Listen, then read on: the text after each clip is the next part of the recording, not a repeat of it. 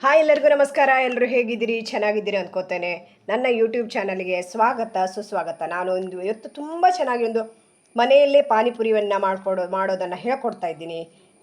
ಎಲ್ಲರೂ ಕಲ್ತ್ಕೊಳ್ಳಿ, ಹಾಗೆ ನೀವು ಮನೆಯಲ್ಲೇ ಟ್ರೈ ಮಾಡಿ. ಎಷ್ಟು ಚೆನ್ನಾಗಿದೆ ನೋಡಿ, ತುಂಬ ಚೆನ್ನಾಗಾಗತ್ತೆ. ಮಾಡುವ ವಿಧಾನವನ್ನು ಈಗ ನೋಡ್ತಾ ಹೋಗಿ, ಓಕೆನಾ? ನಾನಿವತ್ತು ಸ್ಪೆಷಲ್ಲಾಗಿ ಒಂದು ಪಾನಿಪುರಿಯನ್ನು ಮಾಡ್ತಾ ಇದ್ದೇನೆ. ತುಂಬ ಚೆನ್ನಾಗಾಗತ್ತೆ. ಮನೆಯಲ್ಲೇ ಮಾಡ್ಕೊಂಡು ತಿಂದರೆ ತುಂಬ ರುಚಿ ಕೂಡ ಆಗಿರುತ್ತೆ. ಮಾಡುವ ವಿಧಾನವನ್ನು ಕೂಡ ಈಗ ನೋಡಿ. ಇಲ್ಲಿ ಸ್ವಲ್ಪ ಕಾಯಿ ತುರಿಯನ್ನು ತಗೊಂಡಿದ್ದೇನೆ, ಮಸಾಲ ರುಬ್ಬೊಕ್ಕೆ ತಗೊಂಡಿದ್ದೇನೆ. ಕಾಯಿ ತುರಿಯನ್ನು ಹಾಕೋತೇನೆ.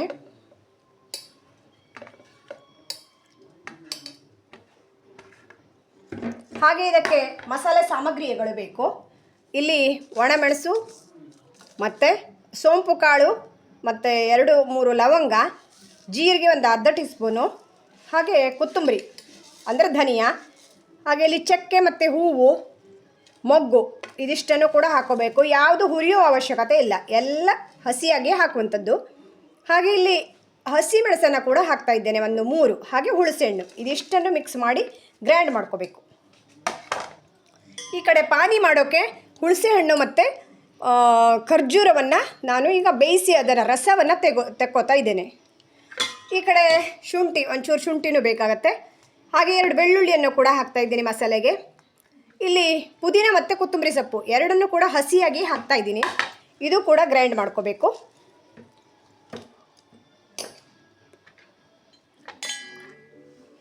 ಇದಿಷ್ಟನ್ನು ಪೇಸ್ಟ್ ಮಾಡಿಕೊಂಡು ತರ್ತೇನೆ. ಈಗ ಮಸಾಲೆಯನ್ನು ರುಬ್ಬಿದ್ದಾಯಿತು, ಪೇಸ್ಟ್ ಮಾಡಿ ತಂದಿದ್ದೇನೆ.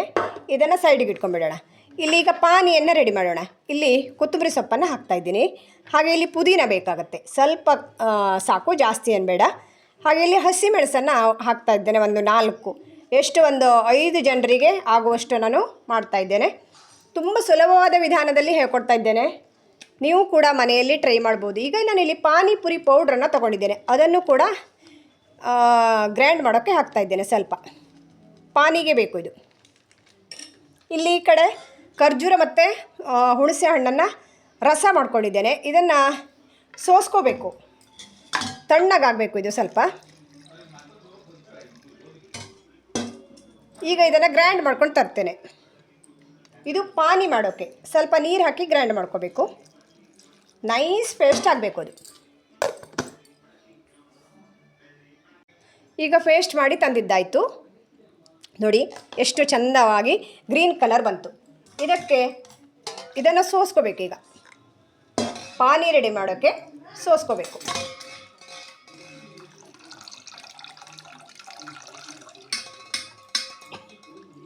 ಸ್ಪೈಸಿಯಾಗಿರಬೇಕು ಪಾನಿ.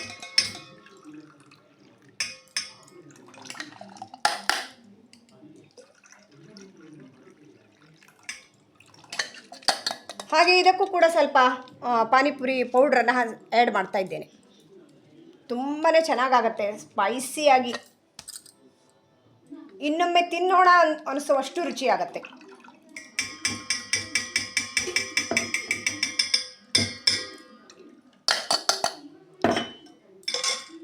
ಈಗ ಇಲ್ಲಿ ನಾವು ಖರ್ಜೂರ ಮತ್ತು ಹುಣಸೆ ಹಣ್ಣಿನ ರಸವನ್ನು ಕೂಡ ಇದಕ್ಕೆ ಆ್ಯಡ್ ಮಾಡ್ತಾ ಇದ್ದೇನೆ. ಇದನ್ನು ಕೂಡ ಸೋಸ್ಕೋತಾ ಇದ್ದೇನೆ, ಯಾಕೆಂದರೆ ಅದಕ್ಕೆ ಆ ಕಸ ಸಿಗಬಾರ್ದು, ಚೆನ್ನಾಗಾಗಲ್ಲ.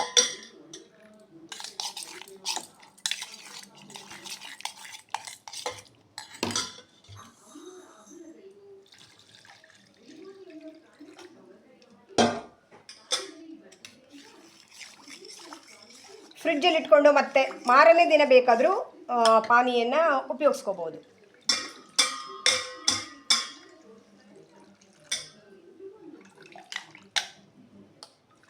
ಪಾನಿ ಎಷ್ಟು ರುಚಿಯಾಗತ್ತೆ ಅಂದರೆ ಹಾಗೆ ಕೂಡ ಕುಡಿಯೋಣ ಅನಿಸೋವಷ್ಟು ರುಚಿಯಾಗತ್ತೆ. ಖರ್ಜೂರ ಹಾಕಿರ್ತೀವಿ, ಅದರ ಫ್ಲೇವರ್ ಕೂಡ ಇರುತ್ತೆ. ಹುಣಸೆ ಹಣ್ಣಿನ ರಸ ಹಾಕಿದಾಗ ಅದು ಮೆಲ್ಟಾಗಿ ಒಳ್ಳೆ ರುಚಿಯನ್ನು ಕೊಡುತ್ತೆ.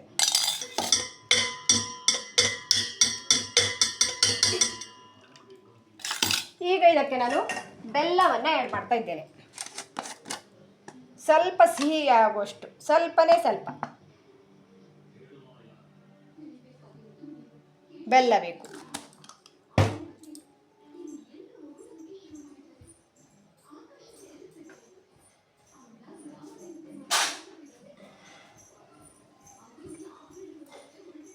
ಹಾಗೆ ರುಚಿಗೆ ತಕ್ಕಷ್ಟು ಉಪ್ಪನ್ನು ಕೂಡ ಆ್ಯಡ್ ಮಾಡ್ತಾ ಇದ್ದೇನೆ.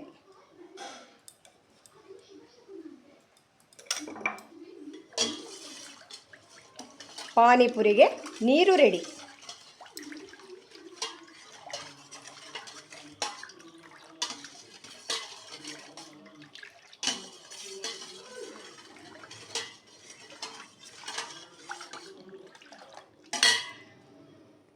ಪಾನಿ ರೆಡಿಯಾಗಿದೆ.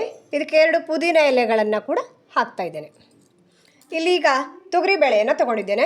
ಇದಕ್ಕೆ ಆಲೂವನ್ನು ಚಿಕ್ಕದಾಗಿ ಹೆಚ್ಚಿಟ್ಕೊಂಡಿದ್ದೇನೆ. ಇದನ್ನಾಗ ಮಸಾಲೆಗೆ ಬೇಯಿಸೋಕೆ ಇಡ್ತೇನೆ. ಇಲ್ಲಿ ಈರುಳ್ಳಿ ಸಹ ಬೇಕು. ಈರುಳ್ಳಿಯನ್ನು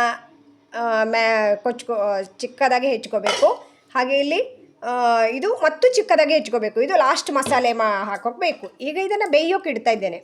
ಲಾಸ್ಟ್ ಫೈನಲಿ ಹಾಕ್ಕೊಂಡು ತಿನ್ನೋದಕ್ಕೆ ಬೇಕಾಗತ್ತೆ ಅಂತ ಹೆಚ್ಚಿಟ್ಟಿದ್ದೀನಿ. ಇಲ್ಲಿ ಶೇವ್ ಕೂಡ ರೆಡಿ ಇದೆ. ಈಗ ಆಲೂ ಬೇಯಿಸಿ ಆಗಿದೆ. ಇದನ್ನು ಈಗ ಬಾಜಿ ರೆಡಿ ಮಾಡಿಬಿಡೋಣ.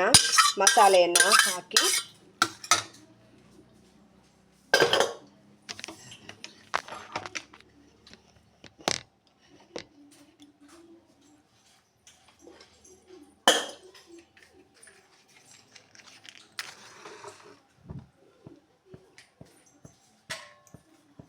ಈಗ ಇದಕ್ಕೆ ಈರುಳ್ಳಿ ಸಹ ಹಾಕ್ತಾ ಇದ್ದೇನೆ.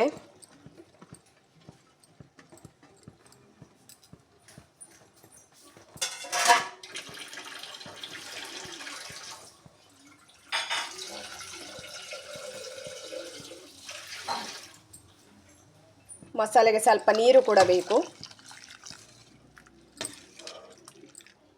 ಈರುಳ್ಳಿ ಬೇಯಬೇಕು ಇದರಲ್ಲಿ. ಇದಕ್ಕೆ ಉಪ್ಪು ಮತ್ತು ಸ್ವಲ್ಪ ಸಕ್ಕರೆಯನ್ನು ಕೂಡ ಹಾಕ್ತಾ ಇದ್ದೇನೆ.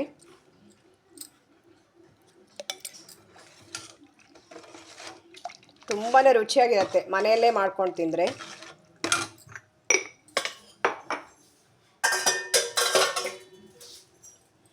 ಸ್ವಲ್ಪ ಸಕ್ಕರೆಯನ್ನು ಕೂಡ ಆ್ಯಡ್ ಮಾಡ್ತಾ ಇದ್ದೇನೆ ಮಸಾಲೆಗೆ.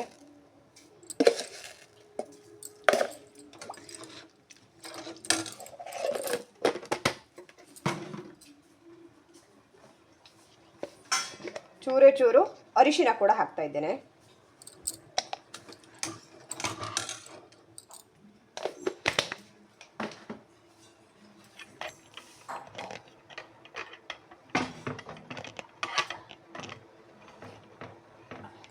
ಈಗ ಇಲ್ಲಿ ಎಣ್ಣೆ ಕಾಯಕ್ಕಿಟ್ಟಿದ್ದೇನೆ. ನಾನಿಲ್ಲಿ ಡ್ರೈ ಪೂರಿಯನ್ನು ತಗೊಂಡಿದ್ದೇನೆ. ಇದು ಪೇಟೆಗಳೆಲ್ಲ ಸಿಗತ್ತೆ. ಒಂದು 1/4 kg 1/2 kg ಲೆಕ್ಕದಲ್ಲಿ ಕೊಡ್ತಾರೆ. ಸೂಟ ಸಿಗತ್ತೆ, ಅದನ್ನು ತಂದು ಇಟ್ಕೊಂಡಿದ್ದೀನಿ. ಅದನ್ನು ಈಗ ಕರಿತಾ ಇದ್ದೀನಿ. ತುಂಬಾ ಚೆನ್ನಾಗಾಗತ್ತೆ ಪುರಿ.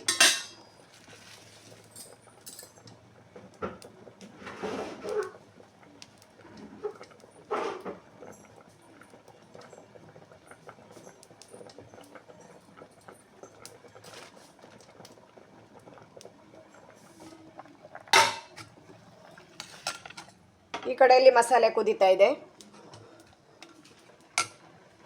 ನಾವು ಬೀಸಿದ್ದ ಮಸಾಲೆಯನ್ನು ಆ್ಯಡ್ ಮಾಡೋಣ.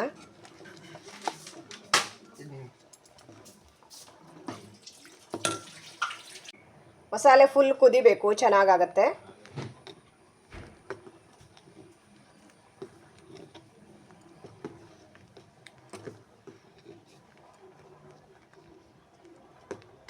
ಫ್ಲೇವರ್ ಹೇಗೆ ಬರ್ತಾ ಇದೆ ಗೊತ್ತಾ? ಸೂಪರಾಗಿ ಬರ್ತಾ ಇದೆ. ನಾನಿಲ್ಲಿ ಯಾವ ಕಾಳುಗಳನ್ನು ಸಹ ಉಪಯೋಗಿಸಿಲ್ಲ, ಆದರೂ ಕೂಡ ತುಂಬಾ ಚೆನ್ನಾಗಾಗತ್ತೆ ಮಸಾಲೆ.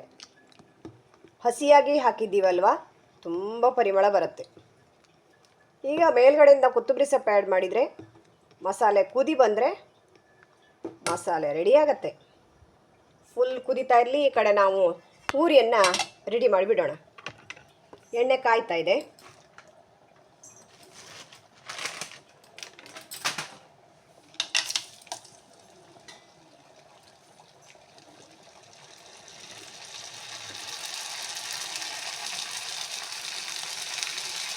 ಫ್ಲೇಮ್ ಚಿಕ್ಕದಾಗಿ ಮಾಡ್ಕೊಳ್ಳಿ.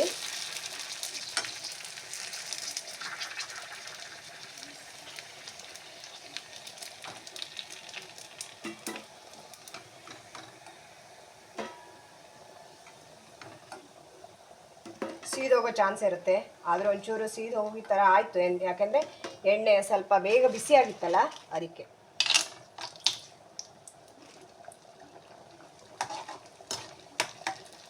ಎಷ್ಟು ಚೆನ್ನಾಗಾಗತ್ತೆ ಗೊತ್ತಾ.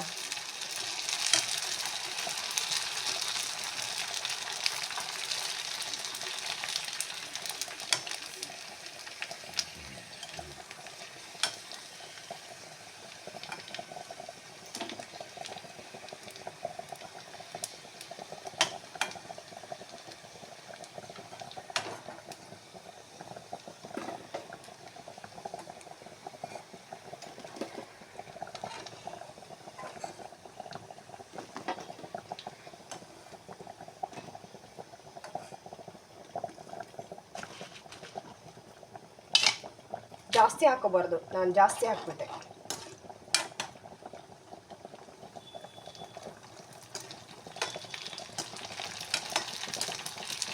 ಒಂದು ಪ್ಲೇಟ್ ಪಾನಿಪುರಿಗೆ ಒಂದು 50 ರೂಪಾಯಿ ಇದೆ ಅಂದ್ಕೊಳ್ಳಿ ಹೊರಗಡೆ.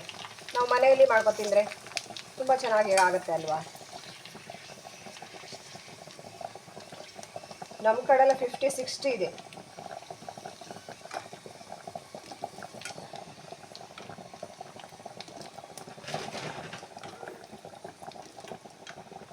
ನನ್ನ ಹತ್ರ ಎಲ್ಲ ಹೇಳ್ತಾ ಇರ್ತಾರೆ, ನೀವು ಪಾನಿಪುರಿ ಚೆನ್ನಾಗಿ ಮಾಡ್ತೀರಾ ಅಂತ.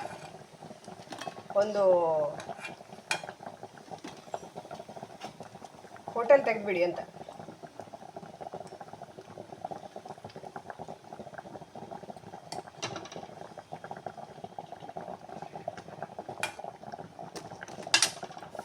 ಸಾಂಬಾರು ಫುಲ್ ಕುದೀತಾ ಇದೆ ನೋಡಿ.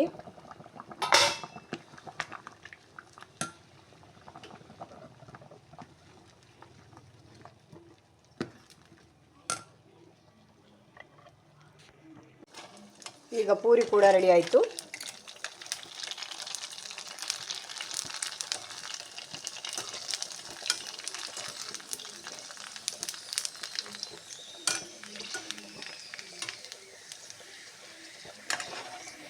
ಈ ಕಡೆ ಮಸಾಲೆ ಕೂಡ ರೆಡಿ ಆಯಿತು, ಈ ಕಡೆ ಪೂರಿ ಕೂಡ ರೆಡಿ ಆಯಿತು, ಪಾನಿ ಕೂಡ ರೆಡಿ ಇದೆ. ಫೈನಲಿ ಕೊತ್ತಂಬರಿ ಸೊಪ್ಪನ್ನು ಹಾಕ್ತಾ ಇದ್ದೀನಿ.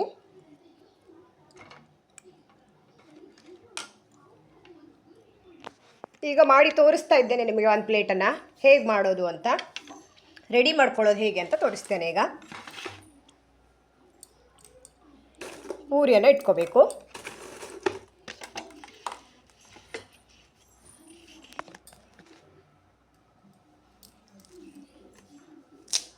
ಎಲ್ಲ ಹೋಲ್ ಮಾಡ್ಕೋಬೇಕು.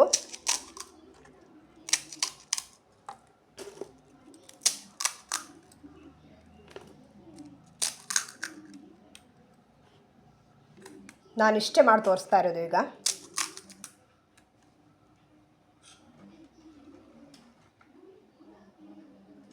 ಈಗ ಬಿಸಿ ಬಿಸಿಯಾದ ಸ್ವಲ್ಪ ಸಾಂಬಾರನ್ನು ಹಾಕೋಬೇಕು.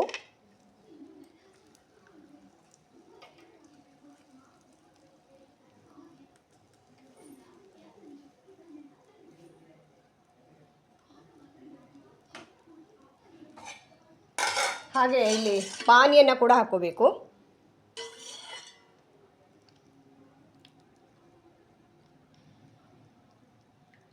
ಬಾಯಲ್ಲಿಟ್ಟರೆ ಕರ್ಗೋಗುತ್ತೆ, ಅಷ್ಟು ಚೆನ್ನಾಗಾಗತ್ತೆ. ಲಾಸ್ಟ್ ಫೈನಲಿ ಈರುಳ್ಳಿಯನ್ನು ಹಾಕೋಬೇಕು.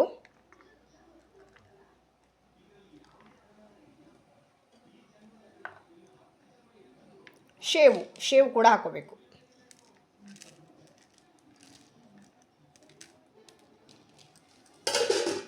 ತುಂಬ ಚೆನ್ನಾಗಿ ರೆಡಿ ಆಯಿತು.